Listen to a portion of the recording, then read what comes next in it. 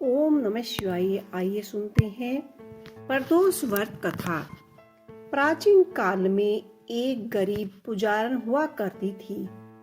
उस पुजारन की उस पुजारी की मृत्यु के बाद उसकी विधवा पत्नी अपने भरण पोषण के लिए पुत्र को साथ लेकर भीख मांगा करती थी। शाम तक वह घर वापस आ जाती थी। एक दिन उसकी मुलाकात विदर्भ देश की राजकुमार से हुई, जो कि अपने पिता की मृत्यु के बाद दर दर भटकने लगा था। उसकी यह हालत पुजारी की पत्नी से देखी नहीं गई और वह उस राजकुमार को अपने साथ अपने घर ले गई और पुत्र जैसे ही रखने लगी। एक दिन पुजारी की पत्नी अपने साथ दोनों पुत्रों को सांडिल्य ऋषि के आश्रम में ले गई। वहां उसने ऋषि से शिव जी के प्रदोष व्रत की कथा सुनी और विधि पूछी तथा घर जाकर अब वह भी प्रदोष व्रत करने लगी। एक बार दोनों बालक वन में घूम रहे थे। उनमें से पुजारी का बेटा तो घर लौट गया, परंतु राजकुमार वन में ही रह गया। उस राजकुमार ने गंधर्व कन्या को क्रीड़ा करते हुए देखा तो दोनों बालक वन में घूम रहे थे।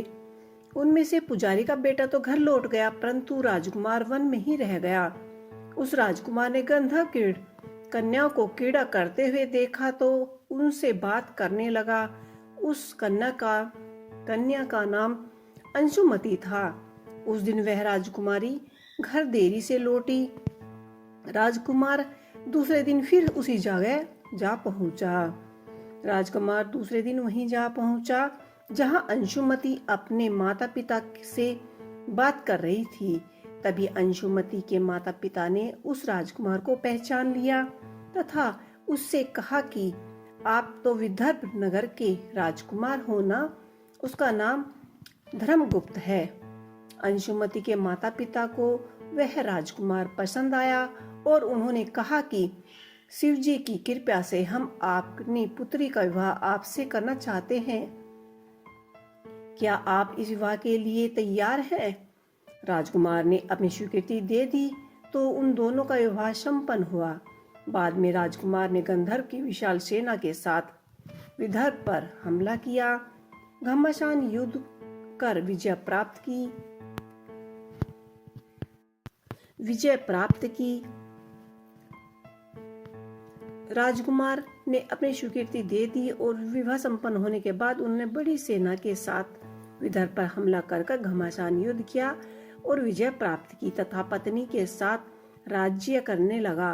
वहां उस महल में वह पुजारी की पत्नी और पुत्र को आदर के साथ ले आया तथा साथ ही रखने लगे। तब पुजारी की पत्नी तथा पुत्र के सभी दुख दरिद्रता दूर हो गई और वे सुख से अपना जीवन व्यतीत करने लगे। एक दिन अंशुमती ने राजकुमार से इस सभी बातों के पीछे का कारण और रहस्य पूछा। तब राजकुमार ने अंशुमती को अपने जीवन की पूरी बात बताई और उसी के साथ ही प्रदोष व्रत का महत्व और व्रत से प्राप्त फल से भी अवगत कराया। उसी दिन से प्रदोष व्रत की प्रतिष्ठा व महत्व बढ़ गया तथा मान्यता अनुसार लोग यह व्रत करने लगे। कई जगहों पर अपनी श्रद्धा के अनुसार स्त्री पुरुष दोनों ही यह व्रत करते हैं। इसी व्रत को करने से मनुष्य के सभी कष्ट और पाप नष्ट हो जाते हैं एवं मनुष्य को अभीष्टता की प्राप्ति होती है। ये था प्रदोष व्रत की संपूर्ण व्रत कथा। आपको ये कथा कैसी लगी मुझे कमेंट बॉक्स में लिखकर अवश्य बताइएगा। ओम नमः शिवाय। हर हर महादेव। ओम नमः शिवाय। आइए सुनते हैं प्रदोष व्रत कथा। प्राचीन काल में एक गरीब पुजारन हुआ करती थी। उस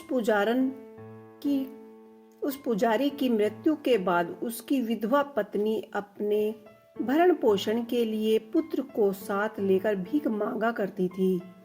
शाम तक वह घर वापस आ जाती थी। एक दिन उसकी मुलाकात विदर्भ देश की राजकुमार से हुई, जो कि अपने पिता की मृत्यु के बाद दर दर भटकने लगा था।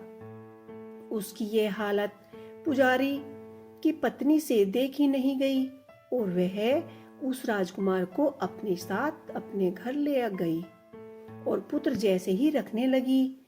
एक दिन पुजारी की पत्नी अपने साथ दोनों पुत्रों को सांडिल्य ऋषि के आश्रम में ले गई।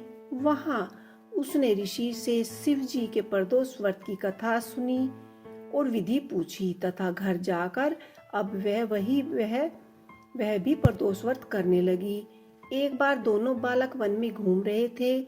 उनमें से पुजारी का बेटा तो घर लौट गया, परंतु राजकुमार वन में ही रह गया। उस राजकुमार ने गंधर्व कन्या को क्रीड़ा करते हुए देखा तो दोनों बालक वन में घूम रहे थे। उनमें से पुजारी का बेटा तो घर लौट गया, परंतु राजकुमार वन में ही रह गया।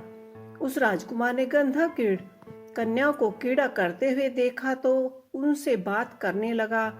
उस कन्या का नाम अंशुमति था। उस दिन वह राजकुमारी घर देरी से लौटी। राजकुमार दूसरे दिन फिर उसी जगह जा पहुंचा। राजकुमार दूसरे दिन वहीं जा पहुंचा जहां अंशुमति अपने माता पिता से बात कर रही थी। तभी अंशुमति के माता पिता ने उस राजकुमार को पहचान लिया तथा उससे कहा कि आप तो विदर्भ नगर के राजकुमार हो ना? उसका नाम धर्मगुप्त है। अंशुमति के माता पिता को वह राजकुमार पसंद आया और उन्होंने कहा कि शिव जी की कृपा से हम अपनी पुत्री का विवाह आपसे करना चाहते हैं। क्या आप इस विवाह के लिए तैयार हैं? राजकुमार ने अपनी स्वीकृति दे दी तो उन दोनों का विवाह संपन्न हुआ। बाद में राजकुमार ने गंधर्व की विशाल सेना के साथ विदर्भ पर हमला किया, घमासान युद्ध कर विजय प्राप्त की। राजकुमार ने अपनी स्वीकृति दे दी और विवाह संपन्न होने के बाद उन्होंने बड़ी सेना के साथ विदर्भ पर हमला कर घमासान युद्ध किया और विजय प्राप्त की तथा पत्नी के साथ राज्य करने लगा। वहां उस महल में वह पुजारी की पत्नी और पुत्र को आदर के साथ ले आया तथा साथ ही रखने लगे। तब पुजारी की पत्नी तथा पुत्र के सभी दुख दरिद्रता दूर हो गई और वे सुख से अपना जीवन व्यतीत करने लगे। एक दिन अंशुमति ने राजकुमार से इस सभी बातों के पीछे का कारण और रहस्य पूछा। तब राजकुमार ने अंशुमति को अपने जीवन की पूरी बात बताई और उसी के साथ ही प्रदोष व्रत का महत्व और व्रत से प्राप्त फल से भी अवगत कराया। उसी दिन से प्रदोष व्रत की प्रतिष्ठा व महत्व बढ़ गया तथा मान्यता अनुसार लोग यह व्रत करने लगे। कई जगहों पर अपनी श्रद्धा के अनुसार स्त्री पुरुष दोनों ही यह व्रत करते हैं। इसी व्रत को करने से मनुष्य के सभी कष्ट और पाप नष्ट हो जाते हैं एवं मनुष्य को अभीष्टता की प्राप्ति होती है। ये था प्रदोष व्रत की संपूर्ण व्रत कथा। आपको ये कथा कैसी लगी मुझे कमेंट बॉक्स में लिखकर अवश्य बताइएगा। ओम नमः शिवाय। हर हर महादेव।